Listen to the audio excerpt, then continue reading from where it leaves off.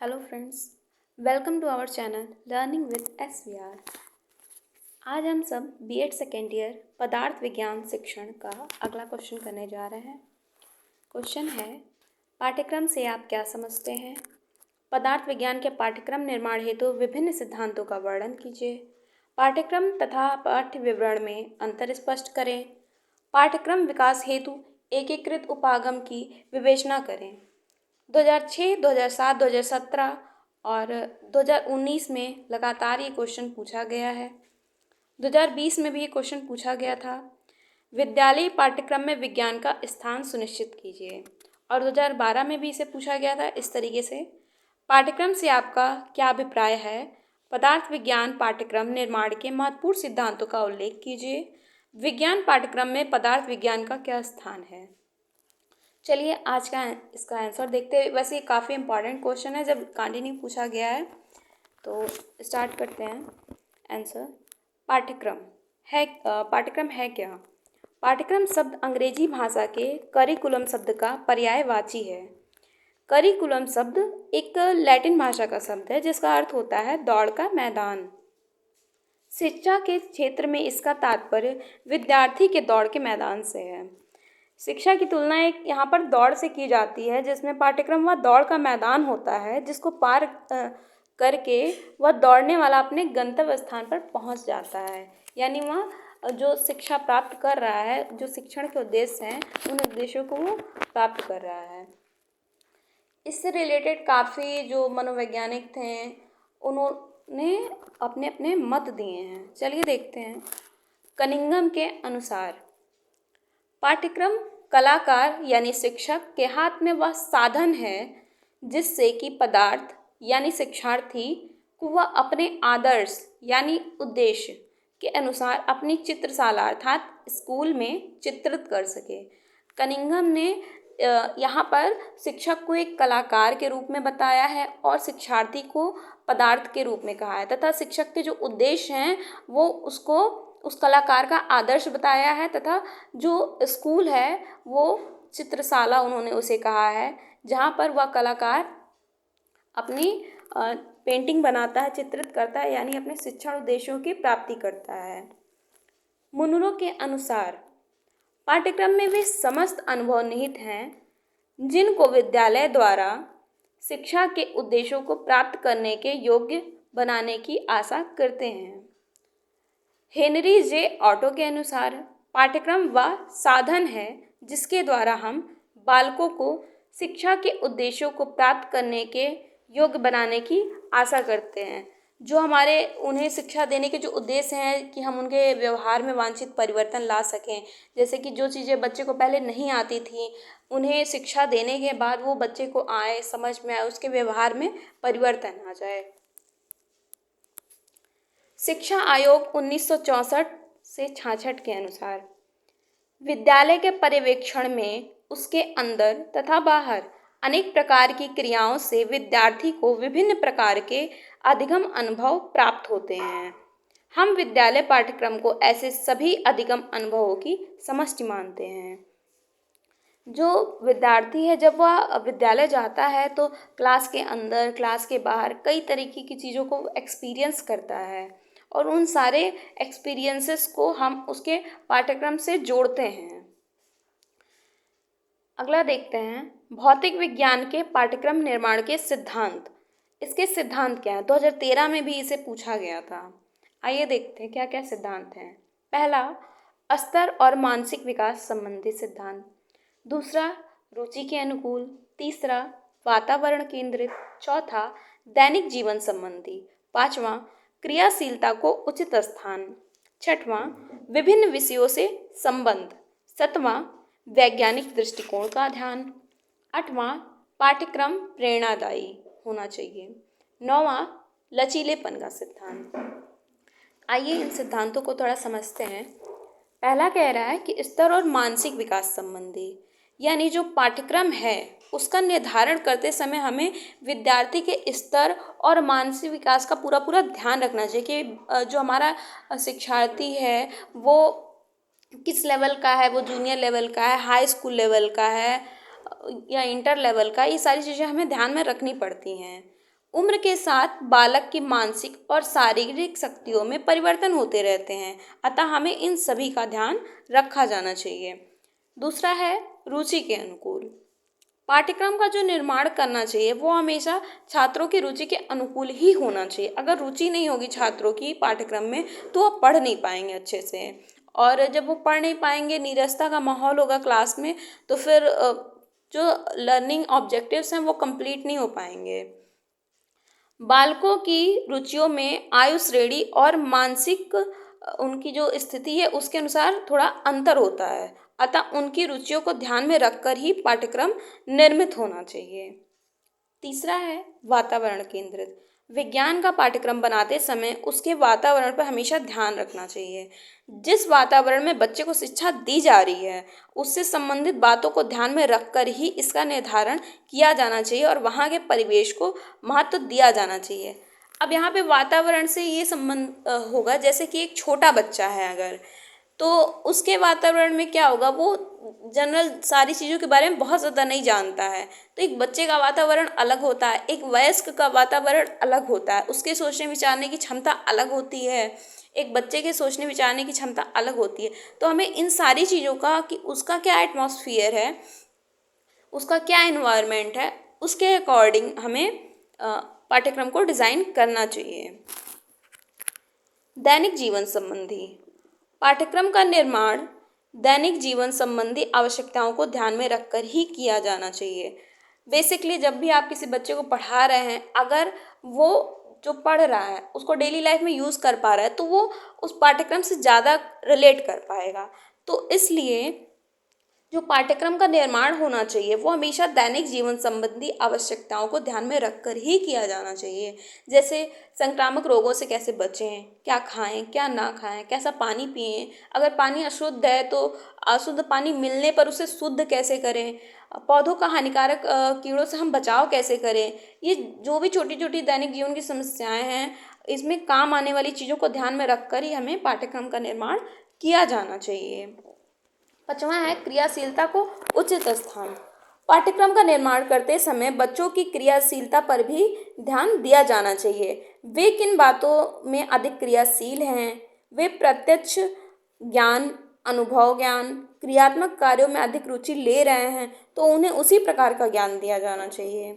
क्योंकि कोरे तथ्यों तथा रटा रटाया ज्ञान तो विद्यार्थियों के लिए निरर्थक बोझ है, अतः उनकी क्रियाशीलता को पाठ्यक्रम में उचित स्थान मिलना चाहिए।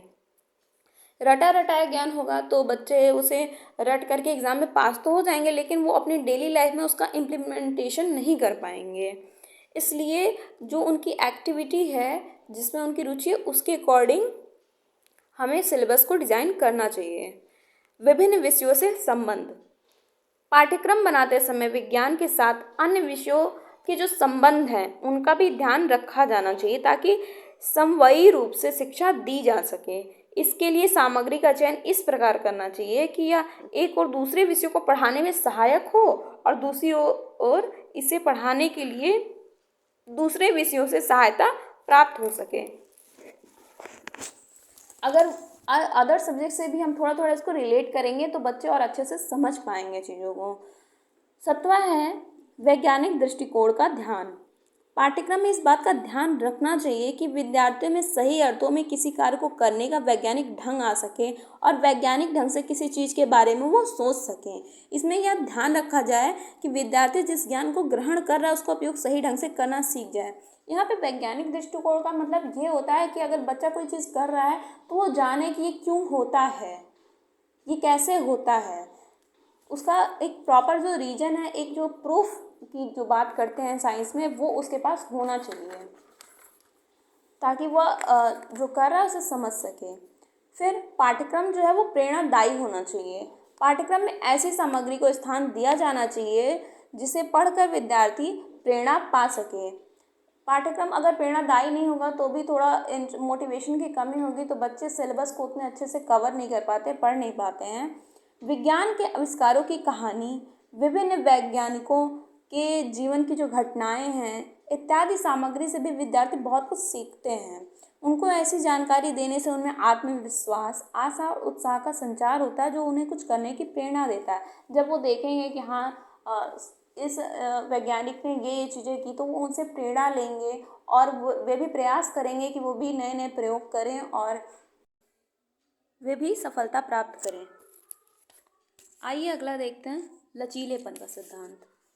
पाठ्यक्रम में हमेशा कुछ न कुछ सुधार की आवश्यकता पड़ती रहती है, अतः पाठ्यक्रम में जड़ता तथा अपरिवर्तनशीलता के स्थान पर लचीलेपन का गुण होना ही चाहिए, जिससे इसमें समय की मांग के अनुसार आवश्यक परिवर्तन और संशोधन लाया जा सके। जैसा कि हमने कुछ समय पहले देखा कि हमारी सरकार ने नई शिक्षा नीति ला करके काफ़ी चेंजिंग किया है, जो कि बहुत अच्छी बात है, क्योंकि ये समय की मांग भी थी एक तरीके से। तो इस तरीके से ये लचीलेपन के सिद्धांत के अंतर्गत ही ये चेंजिंग लाई गई है। अब आइए अगला देखते हैं कि पाठ्यक्रम तथा पाठ्य विवरण में अंतर क्या होता है। कई बार पाठ्यक्रम, जिसको हम इंग्लिश में करिकुलम कहते हैं, तथा पाठ्यक्रम विवरण यानी जिसको हम इंग्लिश में सिलेबस कहते हैं, को एक ही अर्थ में प्रयुक्त करने की भूल हो जाती है। वास्तव में ये दोनों पद अर्थ एवं क्षेत्र की दृष्टि से बहुत अंतर रखते हैं। पाठ्यक्रम जो है वो एक काफ़ी विशद तथा व्यापक संप्रत्यय यानी कॉन्सेप्ट है। किसी भी विषय के पाठ्यक्रम में मात्र कक्षा में पढ़ाई गई सामग्री या दिए जाने वाले अनुभव ही सम्मिलित नहीं होते हैं, बल्कि उस विषय विशेष के शिक्षण से संबंधित उद्देश्य की प्राप्ति हेतु विद्यालय की देख रेख में किए जाने वाली सभी प्रयत्नों तथा प्रदान किए जाने वाले सभी अनुभवों का उसमें समावेश होता है। यह अनुभव भौतिक विज्ञानों के कक्षा में चल रही शिक्षण अधिगम प्रक्रिया तथा कक्षा के बाहर विज्ञान प्रयोगशाला तथा भौतिक विज्ञान संबंधी अनुभवों को प्रदान करने के लिए आयोजित विभिन्न प्रकार की पाठ्य सहगामी क्रियाओं, समुदाय के साथ अंतःक्रिया, समूह प्रोजेक्ट तथा भ्रमण आदि के द्वारा संयुक्त रूप से प्राप्त होते हैं और ऐसे सभी अनुभवों को भौतिक विज्ञानों के पाठ्यक्रम का अभिन्न अंग माना जाता है। जबकि इसके विपरीत जब हम देखते हैं भौतिक विज्ञान के पाठ्य विवरण की बात करते हैं, तो इससे तात्पर्य भौतिक विज्ञान विषय को कक्षा में विषय में पढ़ाने हेतु प्रकरण जो हमारे टॉपिक होते हैं तथा उनमें निहित विषय सामग्री की उस रूपरेखा या विवरण इन डिस्क्रिप्शन से है, जिसको आधार बनाकर पाठ्य पुस्तकों की रचना की जाती है। विद्यार्थियों तथा शिक्षकों के अध्ययन अध्यापन के लिए विषय विस्तार का सीमांकन हो जाता है तथा परीक्षकों के लिए परीक्षा प्रश्न पत्र बनाने हेतु उपयुक्त आधार प्राप्त हो जाता है। इस तरह भौतिक विज्ञान का किसी कक्षा विशेष के लिए निर्धारित पाठ्य विवरण उस कक्षा के लिए निर्धारित पाठ्यक्रम का केवल एक अंश मात्र होता है। हमने क्या देखा कि जो भौतिक विज्ञान का जो पाठ्य विवरण है उस कक्षा के लिए जो निर्धारित पाठ्यक्रम है वो उसका केवल क्या है, एक अंश मात्र है। इसमें केवल उस विषयगत प्रकरणों तथा उनमें निहित पाठ्य वस्तु का विवरण ही होता है। इससे केवल उन विषयगत प्रकरणों तथा उनमें निहित पाठ्य वस्तु का विवरण ही होता है जिनकी चर्चा को संपूर्ण सत्र को कक्षा में अध्ययन अध्यापन गतिविधियों का केंद्र बिंदु बनाया जाता रहेगा। इसलिए कभी कभी इसे पाठ्यचर्या का नाम भी दे दिया जाता है। कभी कभी पाठ्य विवरण की जगह पर हमें किताबों में पाठ्यचर्या भी देखने को मिल जाती है। आइए अगला देखते हैं कि पाठ्यक्रम के विकास हेतु एकीकृत उपागम क्या क्या हो सकते हैं।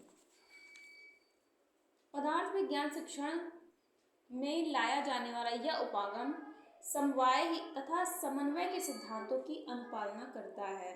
इस उपागम के अनुसार ज्ञान सदैव एक इकाई के रूप में इकट्ठा ही विद्यमान रहता है। यही कारण है कि हम अपने दिन प्रतिदिन की जिंदगी में ज्ञान को सदैव एक इकाई के रूप में इकट्ठा प्रयोग में लाते हैं। इस तरह जब ज्ञान का उपयोग समूचे और समन्वित रूप में होने लगता है, टुकड़ों टुकड़ों में नहीं, तो उसका अर्जन भी एकीकृत और समन्वित ढंग से ही होना चाहिए। विज्ञान के पाठ्यक्रम के आयोजन में एकीकृत उपागम के प्रयोग के पीछे यही सोच काम करती है। इस उपागम के अनुसरण में यह मूल मान्यता कार्य करती है कि ज्ञान और कौशलों का उपयोग बहुधा उनके एकीकृत या समन्वित रूप में ही किया जाता है। दैनिक जीवन में जब बालक अपने सामाजिक परिवेश को जानने और उसमें अपने आप को समायोजित करने के लिए आवश्यक ज्ञान और कौशल को प्रयोग में लाते हैं, तो उन्हें भौतिक रसायन तथा जीव विज्ञानों आदि विषयों के अकेले अकेले ज्ञान एवं कौशल की आवश्यकता नहीं पड़ती है। वो सबको मिला करके वो जो पूरा ज्ञान का उसका कॉम्बिनेशन है वो पूरा वहाँ पर काम आता है। अतः ऐसी शिक्षा उन्हें भौतिक विज्ञान के पाठ्यक्रम के अध्ययन द्वारा प्राप्त होनी चाहिए। इस दृष्टि से भौतिक विज्ञान के पाठ्यक्रम के गठन में यह बात मुख्य रूप से मानकर चलनी चाहिए कि भौतिक विज्ञान के शिक्षण द्वारा बालकों को विभिन्न भौतिक विज्ञान का उनके अकेले अकेले रूप में विस्तृत एवं गहन ज्ञान ना दिया जाकर ऐसा एकीकृत और समन्वित ज्ञान तथा अनुभव प्रदान किया जाए जिनसे भौतिक विज्ञानों के शिक्षण संबंधी निर्धारित उद्देश्यों को भली भांति प्राप्ति सहज ढंग से हो सके। सम्मिलित विषय अलग अलग नजर ना आए परंतु वे इस तरह एक माला में पिरोए हुए ऐसे पुष्प की भांति रहें जिनमें एकीकृत रूप से इच्छित प्रयोजन सिद्ध हो सके। मतलब इनके कहने का तात्पर्य यह है कि जो भौतिक विज्ञान में अलग अलग जो जितने भी टॉपिक्स हैं साइंस के वो सब एक कॉम्बिनेशन में बच्चों को समझाया जाए ताकि वो अच्छे से चीज़ों को प्रॉपर समझ पाए। आई होप इस क्वेश्चन का एक्सप्लेनेशन आप लोगों को समझ में आया होगा, अच्छा लगा होगा। मिलते हैं नेक्स्ट वीडियो में। Thanks for listening.